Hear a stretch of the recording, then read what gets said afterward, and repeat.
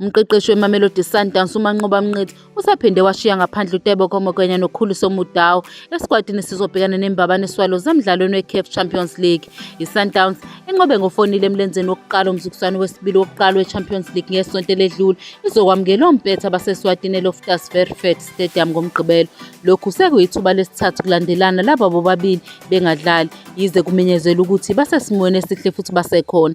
Laba badlali ababili bebafana bafana bebengekho esquadini seSundowns sosuku lomdlalo ngesikhathi inqoba ngo-2-0 ibhekene neSuperSport United ngolwesibili eLoftus Stadium. Lesi sinyathelo sengeza umfutho ekuqageleni ngobudlelwane babadlali nomqeqeshi omusha kanye nomthelelo ongaba khona wokuphuma kukaRulani Mokwena eqembini. Ukungabi khona kukaMokwena noMudau kunikeza abanye abadlali amathuba okuthi bakhuphuke futhi bafune izindawo ezijwayelekile kuSundowns. Lo mqeqeshi oneminyaka engu-53 ubudala ngolwesibili usicacisile isizathu sokukhishwa kwabo kuTshwane Derby. Uqhubekile wasebenzisa ulwazi lwakhe ngesikhathi esengumqeqeshi kuGolden Arrows nakuMaZulu ukuze aveze indlela yakhe yokuphatha ukuqoka kwabadlali.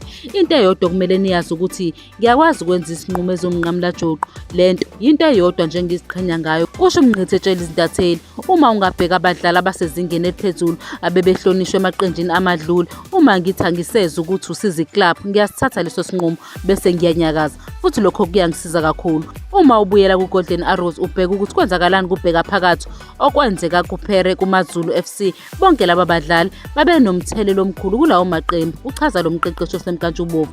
Uma ngizwe ukuthi ngeke usize iqembu ngaleso sikhathi ngithatha isinqumo, kodwa into eyodwa enhle, ngingumuntu olungile kakhulu futhi angiwagcina amagqubu. Uma usukulungela ukwenza kahle futhi unikeze iqembu lokho elikudingayo, ngiyohlala ngikwamukela ngoba kufanele ngibe ubaba walezi zingane. Lezi zingane zibheke kumholi wazo ukuthi naye uziphethe ngendlela. Njenganoma yimuphi umndeni kuzoba nezikhathi ezinhle, izikhathi ezimbi, izijeziso nemivuzo, kuzoba nempumelelo nokwahluleka.